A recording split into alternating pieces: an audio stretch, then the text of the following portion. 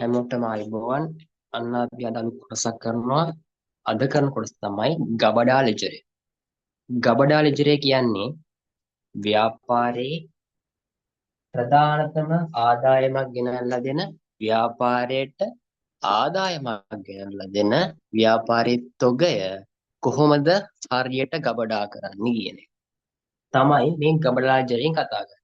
මෙහෙන්දී අපි කරන්නේ කොහොමද කළමනාකරණය කරන කතා අපි කියන්නේ. අපි කරන්නේ ව්‍යාපාර ආයතනයක කොහොමද තොගය ගබඩාවේ සටහන් කරන්නේ. අපි දන්නවා ව්‍යාපාරයක ප්‍රධාන ආදායමක් තමයි විකුණුම් ආදායම. ඇතැම් ව්‍යාපාර භාණ්ඩ නිෂ්පාදනය කරලා විකුණනවා. ඇතැම් ව්‍යාපාර භාණ්ඩ ණයට අරන් විකුණනවා. ඔය භාණ්ඩ අලෙවි කරන ව්‍යාපාර සඳහා ඉතාමත් වැදගත්ම කොටසක් තමයි වැදගත්ම දෙයක් තමයි තොගය කියලා කියන්නේ. ව්‍යාපාරයක තොගය කොහොමද ගබඩා ලෙජරේ පිටපත් කරන්නේ? අපි දන්නවා ව්‍යාපාරයක් තොග නිකුත් කරනවා, තොග ගන්න. තොග අරගෙන තමයි විකුණන්නේ. එතකොට එහෙම විකුණන තොගය ව්‍යාපාරයට ගෙනාවට පස්සේ ඒගොල්ලෝ ඒවා ගබඩාවේ තියාගන්න. ඒ වටිනාකම ගණනය කර කොච්චර එක සංඛ්‍යාවක් ගබඩාවේ තියෙනවද කියලා බලනවා. අන්න ඒ විදිහට ව්‍යාපාරයේ ගබඩාව මේ විදිහට ව්‍යාපාර හසුරනකොට ඒ හසුරන ව්‍යාපාරයේ ගබඩාවේ දත්ත සටහන් කරන ලේඛනයට අපි කියනවා ගබඩා ලෙජර්. ගබඩා ලෙජරය පිළියෙල කරන ආකාර දෙකයි. එකක් තමයි FIFO ක්‍රමය, අනිත් එක තමයි WAC ක්‍රමය. WAC ක්‍රමය. FIFO කියන්නේ first in first out. මුලින්ම ගත්ත තොගය මුලින්ම නිකුත් කරනවා නම් අපි කියන එකට FIFO කියලා. WAC කියන්නේ ඔයා ව්‍යාපාරයට ගෙනාපු තොගය වෙළඳපොළ වටිනාකමකින් කරනවට අපි කියනවා WAC ක්‍රමය. මෙන්න මේ ක්‍රම දෙකෙන් අපි ඉස්සෙල්ලම කරන්නේ FIFO ක්‍රමය. ගබඩාවට මුලින් ආපු තොගය මුලින්ම යවන ක්‍රමය තමයි අපි කතා කරන්නේ. ව්‍යාපාරයක මුලින්ම ගේන තොගේ මුලින්ම යවන. හිතන්න ඔයාගේ ව්‍යාපාරය ඇතුලේ මේ වෙනකොට ගබඩාවේ යම් කිසි තොගයක් ඉතිරි වෙලා තියෙනවා. දින 1 කියලා හිතන්න. අද වෙනකොට ඔයාගේ ව්‍යාපාරේ තොග 5000ක් ඉතිරි වෙලා තියෙනවා. තොග ඒකක වශයෙන් යුනිට් එකක් ඒකකයක් වශයෙන් කියන්නේ වටිනාකම් වශයෙන් නෙමෙයි ඒකක වශයෙන් ව්‍යාපාරය ඇතුලේ 5000ක් මේ ඉදිරි. මේ 5000 වටිනාකම 10000ක් කියලා මම කියනවා. හිතන්නකො 10000ක් තමයි මේ 5000 වටිනාකම. ඒකක 5000කේ වටිනාකම 1000ක් නම් එකක වටිනාකම කියන්නේ සරලයි. වටිනාකම 10000ක් නම් ඒකකය 5000ක් නම් මේ ඒකකයක වටිනාකම කී? 5000න් බෙද්දා 2යි නේ. එකක වටිනාකම කීයද? 2යි. ඒ කියන්නේ 5000 තොගේ ඒකකයේ වටිනාකම කීයද? මේක 5000ක් තියෙන තොගේ එකක වටිනාකම 2යි. ඒක ඔළුවේ තියාගන්න. ඔයාලට ගණන් වලදී ඔබ දෙනවා එක සංඛ්‍යාවේ එකක වටිනාකම. දැන් ඔළුවේ තියාගන්න මේ පැහැදිලි කරන උදාහරණෙත් එක්ක. දැන් 5000ක තොගයක ව්‍යාපාරය ඇතුලේ තියෙනවා. මේ 5000න් පුළුවන්ද මට කියන්න මේ 5000න් පුළුවන්ද ඔයාලට මේ ව්‍යාපාරයේ මුළු කටයුතුම මුළු ව්‍යාපාරයේ අවශ්‍යතාවයම සම්පූර්ණේ කරන්න. ව්‍යාපාරයේ විකුණුම් අවශ්‍යතාව මේ අවුරුද්දේ මුල පටන් ගත්ත ආරම්භ තොගයට පුළුවන්ද මේ 5000න් මේ අවුරුද්දම දුවන්න? මේ 5000න් මුල අවුරුද්දම දුවන්න පුළුවන්? බෑ. මේක 5000න් වට අවුරුද්දම දුවන්න බැරි හින්දා අපි අලුතින් තොග ව්‍යාපාරයට ගේනවා. අන්න ඒ ව්‍යාපාරයට ගේන තොගය ඔයා ගෙනත් දානවා ගබඩාවේ පැත්තට. ගබඩාව ඇතුළට තොග එනවා. ඔයා ගබඩා ලෙජරේ මොකද වෙන්නේ? ඔයා නිකුත් කරලා දෙන්නේ. ගත්තද? නෑ නිකුත් කළා වෙන්නේ නෑ. ඔයා නිකුත් කළේ නෑ. ගබඩාවෙන් ගත්තා. ගබඩාවට ආවා. ගබඩාවට තොග ගෙනාවා. එහෙනම් ඔයා දාන්න ඕනේ ලැබීම් වලට මම හිතනවා 1 2 තොග ගේනවා 3000. ඒක 3000ක් වෙච්ච තොග ගේනවා ව්‍යාපාරයට. එකක තොගේ වටිනාකම මම කියනවා 10ක් කියලා. රුපියල් 10 එකක වටිනාකම ඒ වගේ තොග 3000ක් කියනවා. එහෙනම් මට කියන්න මුළු තොග වටිනාකම කීයද? රුපියල් 20000ක් නේද? මුළු තොග වටිනාකම 20000ක් නේ. එකක් 10ක් නම් ඒ වගේ 3000ක් කියනවනම් මුළු තොගේ වටිනාකම 30000. එතකොට ඔතනින් කතාව ඉවරද? නැහැ. ව්‍යාපාරේ පටන් ගද්දී ඒකක 5000ක තොග තිබ්බා. ඒ 5000 වටිනාකම 10000.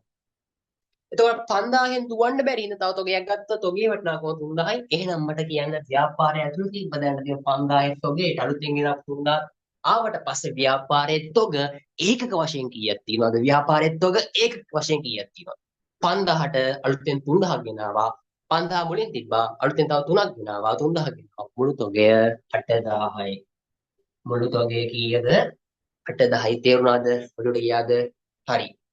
ඒ 8000 ගෙනාපු තොගයත් එක්ක දැන් මුළු තොගේ 8000 අලුතෙන් ගෙනාපු 3000ත් එක්ක මුළු තොග 8000යි. ඒ වගේම වටිනාකමත් වෙනස් වෙනවා. ඇයි? අලුතෙන් ගෙන තොගේ වටිනාකම පරණ තොගයට වටිනාකමට සමාන වෙන්නේ නැහැ. අලුතෙන් ගෙන තොගේ වටිනාකම අලුත් තගයක්. එතකොට ගෙන තොගේ වටිනාකම කීයද? 30000. අලුතෙන් තොග ගෙනාවා 30000. අවුරුද්ද පටන් ගත්තේ 10000ක් තොග තිබ්බා. මේ 10000 තොග වලට මේ 30000 තොගත් කබඩාවට ආපින්න මුළු තොග වටිනාකම කීයද නම? 40000. මුළු තොග වටිනාකම 40000යි. right. ඔය ගබඩාවට තොග ආපු විදිය. දැන් ලැබිලා විදියක් නෑනේ ගබඩාවෙන් තොග එළියට යන්න බෑ නැත්නම් ගබඩාව ඇතුලේ තියෙන තොග අවුල් වෙනවනේ. ගබඩාවේ එහෙම තොග තියෙන්නේත් නෑනේ විකිනනවනේ ව්‍යාපාරයේ ඉල්ලුම අවස්ථාව ඉල්ලුම අනුව ව්‍යාපාරයේ තොග විකිනනවනේ. විකිනනකොට ව්‍යාපාරයේ තොග අඩු වෙනවද වැඩි වෙනවද? ගබඩාවේ තියෙන තොග අඩු වෙනවද වැඩි වෙනවද? විකුණන්න ව්‍යාපාරයේ තොග අඩු වෙනවා. එතකොට නිකුත් කරන්න ඕනේ ගබඩාවෙන් නිකුත් කරන්න ඕන ඔය තොගය. ඔය තොගය ගබඩාවෙන් නිකුත් කරන්න ඕන. මම කියනවා මෙහෙම එකක්. දිනේ 1.5 ඒකක 2000ක් නිකුත් කරනවා කියන.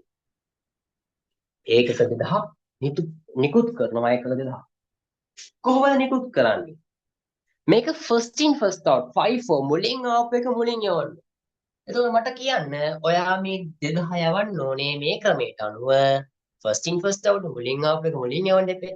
ඔයා මේකක 2000 යවන්නේ ඔයා අලුතෙන් ගත්ත 3000ෙන්ද ඔයාගේ තිබ්බ පරණ 5000. මට හිත කියන්නේ ඔයා මේක විකුණන්නේ මේක නිකුත් කරන්නේ ඔයාගේ පරණ 5000ෙන්ද අලුත් 3000ෙන්. පරණ 5000 මොකෝ first in first out නේ. මුලින් ආපු දේ මුලින් යවන්න ඕනේ. මේ 5000 ඇතුළේ තියෙන 2000ක් තමයි ඔයගෙට යවන්නේ. 2000ක් යවන්නේ කීය ගාන? මේ 5000 එකක වටිනාකම කීයද? 2යි. එතකොට මුළු වටිනාකම කීයද ළමයි? 4000. මුළු වටිනාකම 4000ක්. 2000ක් තොග යවනවා. එතකොට ව්‍යාපාරයේ තොග එළියට යනවා එකක වශයෙන් 2000ක්. එතකොට මේ වෙද්දි 8000ක් තියෙනවා. අලුතෙන් 2000ක් ව්‍යාපාරයේ නැත්නම් ගබඩාවෙන් එළියට යනවා. එතකොට ගබඩාව ඇතුලේ තියෙන තොග කීයද ළමයි? මේ 8000ම තොග තියෙන්නේ. 8000ම තියෙන්නේ නේ. 8000න් දැන් දෙකක් ගියා. එහෙනම් 2000ක් ගියා කීයද තොගේ? 6000යි වගන්න. එතකොට 40000ක් තිබ්බ වටිනාකම දැනුත් 40000ම තියෙන්නේ. මේ 40000න් කීයක් තොග එළියට ගියාද? මේ රුපියල් 40000න් කීයක් එළියට ගියාද? 4000ක තොග එළියට ගියා. 4000ක තොග එළියට ගියා. එතකොට තොග වශයෙන් වටිනාකම කීයක් තිබුණද ව්‍යාපාරයේ? 36000යි 36000. තේරුණාද? සරලයි. මුලින් අපික මුලින් යව.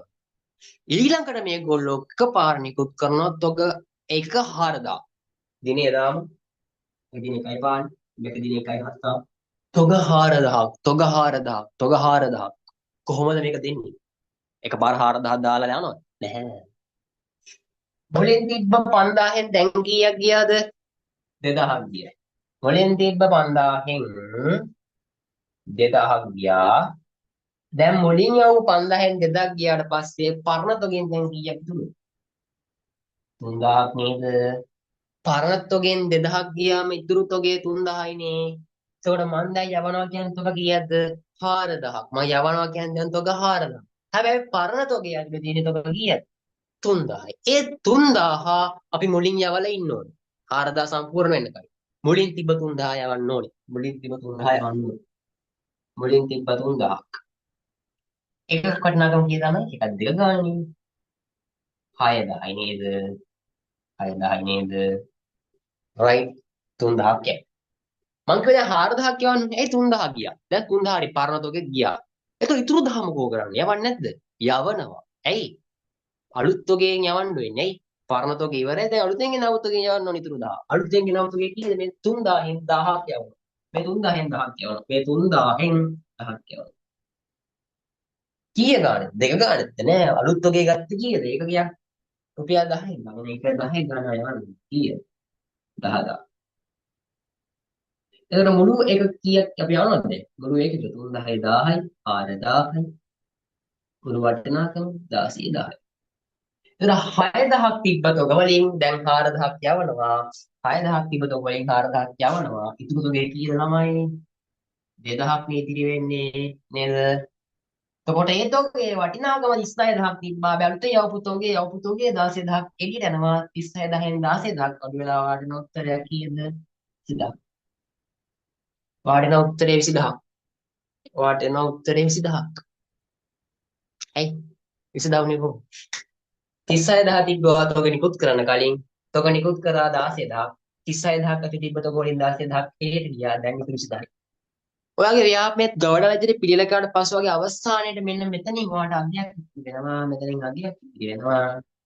මෙතනින් අගයක් ඉතිරි වෙනවා. මෙයාට අපි කියනවා වචනයක් අවසාන තොග වටිනාකම. අවසාන තොගය. මෙයාට අපි කියන අවසාන තොගය. අවසාන තොගය. මේ අවසාන තොග වටිනාකම මේ අවසාන තොග ඒකක සංඛ්‍යාව. මතක තියාගන්නවා නිකුත් කරන තීරුවේ නිකුත් කිරීම කියන මේ තීරුවේ මේ ඒකක මිල වටිනාකමනේ. මේ නිකුත් කරන නිකුත් කිරීම තීරුවේ වටිනාකම අගයක් වෙනවා මේ 16. මේ 16 හොඳ මතක තියාගන්න මේ 16 ඔයාගේ මොකක් වෙනවද? විකුණුම් පිළිවෙල. cost of sale එක. විකුණුම් පිළිවෙල. ඔයාගේ විකුණුම් පිළිවෙල වෙනවා මෙන්න මේ නිකුත් කිරීම වල වටිනාකම ඔයාගේ විකුණුම් පිරිවැය බවට පත් වෙනවා. ඕකයි FIFO වල කතාව. FIFO වල මොකද්ද වෙන්න ඕනේ? අලුතෙන් ආප් එක මුලින් නැත්නම් මුලින් ආප් එක අලුතෙන් ආප් එක නෙමෙයි මුලින් ආප් එක මුලින් යවන්න ඕනේ. ඒතකොට WAC කියන්නේ මොකද්ද? FIFO is WAC. FIFO කියන්නේ first in first out. WAC කියන්නේ weighted average cost. බාහිර සාමාන්‍ය මිල. අපි බර්ත සාමාන්‍ය මිල ක්‍රමය කියන්නේ තොග නිකුත් කරන්නේ අපිට ඕන ගානට නෙමෙයි මුලින් තිබ්බ ගණන් වලට නෙමෙයි වෙළඳ පොළ වටිනාකමකට තමයි මොනවාද වෙළඳ පොළ වටිනාකමකට තමයි ළමයි වැක් වලදී අපි WAC කියන්නේ වැක් වලදී අපි තොග නිකුත් කරන්නේ කොහොමද කොහොමද අර කියන්නේ කෑ වෙළඳ පොළ වටිනාකමකට තමයි අපි වැක්වලදී තොග නිකුත් කරන්නේ. ඉතින් කවුද තොගේ වටිනාකම වෙච්ච වෙළඳ පොළ වටිනාකම අපිට දෙන්නේ? කවුද දෙන්නේ? නැහැ අපිට කවුරුත් දෙන්නේ අපි හදා ගන්න ඕන වෙළඳ පොළ. දැන් අපි යන්නේ ඒ කොටසට. ඒ කොටසට. මේ උදාහරණය මම ගන්නම්කෝ. හරිද? පොඩි තීරුවක් වෙනස් වෙනවා එක එක හදා ගන්න. මෙතනින් දැන් මෙතන ශේෂ තීරුවේ පොඩි වෙනසක් තිබුණා. ශේෂ තීරුවේ මොකක් පොඩි දෙන්නේ? පොඩි වෙනසක් වෙනවා මේ ශේෂ තීරුවේ වෙනසක් සිද්ධ වෙනවා. ඒ හින්දා මම මේක වඩා මතක්.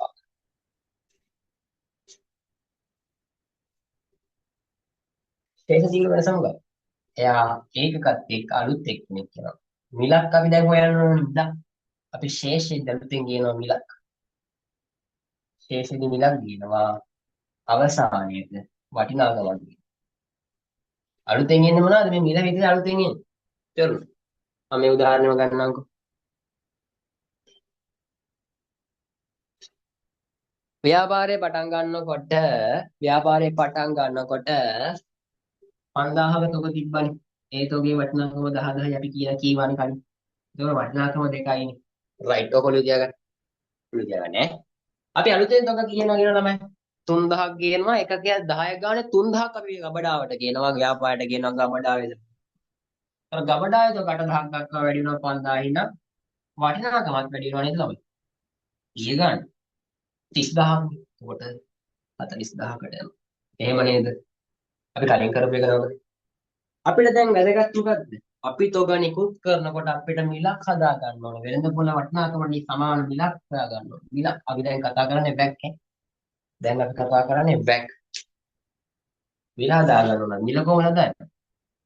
උන්ට මතක තියාගන්න මිල හදන විදිය දැන් කියන්නේ නැහැ. ඊළඟ නිකුත් කරන්න ඕනේ 6000ක් කියලා මං කිව්වා නේද? 1000ක් හරි ගියක් හරි බලන්න. ඔව් තියාගමු. ඕකේ. හරි. දැන් කතා කරන්නේ. පැහැදිලිනේ. හරි. 8000 3000 හරියට 5000 3000 ගෙනාවා එක ගන්න. ඕකේ. දැන් මෙතන මිලක් අපි හොයාගන්න ඕනේ. ඇයි මිලක් හොයාගන්නේ? අපි අලුතෙන් නිකුත් කරන්න ඕනේ. මම කිව්වනේ 8000ක් දැන් තොග තියෙනවා. දින 1.5 මේ තොගෙන් 2000ක් එළියට යනවා. 2000ක් එළියට යන්න ඕනේ. කීය ගානේද?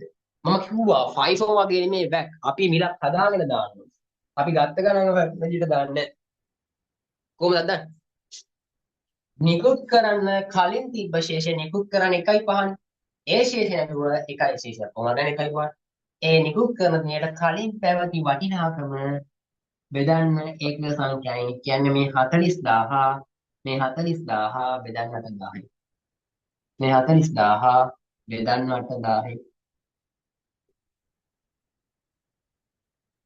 රුපියල් 5ක්නේ. රුපියල් 5ක් වෙනවනේ. තේරුම් ගන්නද? අපි මිල හොයන්නේ මෙන්න මේ 40000න් ඒ කියන්නේ 40000 වෙච්ච වටිනාකමින් ඉදාට තිබ්බ ඒකක සංඛ්‍යාව බෙදලා එන වටිනාකම කියන රුපියල් 5යි. එයා තමයි එයාගේ අගෙන් අපි නිකුත් කරන්නේ. නිකුත් කරන 2000ක් දෙන්න. මේ පහට අපි අලුතෙන් නිකුත් කරමු. 2000 ගානේ පහක් අපි නිකුත් කරනවා 10 10යි. අර ක්‍රමයේම තමයි. කීයද? 8000ක් තිබ්බ 2000ක් එළියට ගියා. දැන් තොක කීයක් ඉතුරුද? 6000. ව්‍යාපාරය 8000යි තොක තිබ්බ දැන් දෙකක් 2000ක් එළියට යනවා. දැන් ඉතුරු තොක 6000යි. 40000ක තොක තිබ්බා 10000ක තොක වටිනාකමක් එළියට ගියා. කීයද ඉතුරු වටිනාකම? 30000යි. තොගේ 30000යි. 6000ක් වූ ඒක සංඛ්‍යාවේ මූල්‍යමය වටිනාකම 30000යි. අහුණාද තේරුණාද? රෙඩිද ක්ලියර්ද? ආයෙ මම කියනවා 1.7 4000ක් නිකෝ අපි 5 වල කරේ කඩ ගන්නනේ. වැක් වල කෙලින්ම 4000 දාන්න පුළුවන්. ඇයි? අපි මිලක් හොයාගෙන ඉන්නේ දාන්නේ. අපි අරගේ 3000 වෙනම ගරගෙන 10 වෙනම ගත්තා. ඒ 3000 පරණතකේ කියලා 5 වල. හැබැයි වැක් වලදී එහෙම කරන්නේ නැහැ. කෙලින්ම අගේ ගන්න. මේ අගේමද? නැහැ. මේ අගේට පස්සේ වාර අලුත් ශේෂයක් එනවා. අන්න ඒ වටිනාකමින් පයින්න. 3000න් මේ 30000න් 1000න් 6000 ගන්නකොට ඒත් 5යි. එයාව නිකුත් කරන්න ඕනේ කීය ගන්න? 5 ගානේ. එයාව නිකුත් කරන්න ඕනේ 5 ගානේ. ඒක 4000 නිකුත් කරන 5 ගානේ. එතන කීයද? 3000. එතකොට 6000ක් තිබ්බතොක 4000ක් එළියට යනවා. ඉතුරු තොක කීයද ළමයි? 2000යි 20000ක් එළියට යනවා. රුපියල් 20000ක් වගේ එළියට යනවා. තිබ්බ 30000යි. ඒකෙන් දැන් 20000ක් එළියට යනවා. ඉතුරු කීයද ළමයි? 1000. එතකොට මෙතනත් අගයක් කියනවා නේද? ඊළඟට තොගයක් නිකුත් කරපු මොකද වෙන්නේ? 10 10න් 2000ක් ගන්න. 2000 එතන 10 10 2000න් බෙද 10 10 2000න් බෙද වඩනවා 5. ඔය සියලු කතා අවසානයේ මෙතනට එනවා වගේ මේකට මේ අගය ඔයාගේ මොකක් වෙනවද? අවසාන ශේෂ්‍යේන වටිනාකම. එයාට අපි කියන අවසාන තොගේ. එයාට අපි කියන අවසාන තොගේ. අවසාන තොගේ. මෙයා වගේ කොහොමද තිබුණු පිළිවෙල ළමයි. මේ 20000 වගේ කොහොමද ධනෙ මේකතු කරලා පාඩ ගන්නවා වගේ අගේම ඊය 30000 30000 මේ 30000 යාගේ ඉක්ුණුම් පිළිවෙල බවට පත් වෙනවා. තේරුණාද? ෆයිෆෝ බැක් වල ඔච්චරයි කතාව. ෆයිෆෝ බැක් වල ඔච්චරයි කතාව. මිල හොයාගන්නේ ශේෂය තියෙන තිබ්බේ වටිනාකමින් ඒක සංඛ්‍යාවෙන්. මේ පහ ගත්තේ කොහමද? 40000න් 8000 විතර. 40000න් 8000 විතර. මේ පහ ගත්තේ කොහමද? මේ 30000න් මේ 6000 විතර. මේ පහ ගත්තේ කොහමද? මේ පහනේ මෙතන දෙක. දෙකේ පහ. දෙකන පහ. මේ පහ ගත්තේ කොහමද? 10 10 දෙකේ. ශේෂයේ අවසාන අගය ඔයාගේ අවසාන තොගය වටිනාකම තමයි 10000. මේ ඒකක 30000 කියන්නේ රුපියල් 1 රුපියල් 30000 කියන්නේ වාගේ නිකුත් කරපු භාණ්ඩවල විකුණුම් පිළිවෙල. එච්චරයි කතාව. තේරුණාද? සරලයි FIFO කියන්නේ මුලින් ආපු එක මුලින් යවනකොට වැක් කියන්නේ එදාට තියෙන මිලට අපි හදා ගන්නවා නිකුත් කරන වටිනාකම. කියන්නේ නිකුත් මිල හොයන්නේ වටිනාකමින් ඒක සංඛ්‍යාව මෙතන. මම හිතනවා තේරෙන්නේ නැති. තව කොටස් ටිකක් මේ YouTube channel එකකට හම්බෙයි. subscribe කරලා තියාගන්න. ඕන කරන පාඩම් කිහිපයක් තියෙනවා නම් කමෙන්ට් එකක් දාලා තියන්න. රෙකෝඩින් කරනවා. රෙකෝඩ් කරලා කරගන්න. මම හිතනවා තේරෙන්නේ නැති කියලා. එහෙනම් හැමෝටම සුබ දවසක්. හැමෝටම අයුබෝවන්.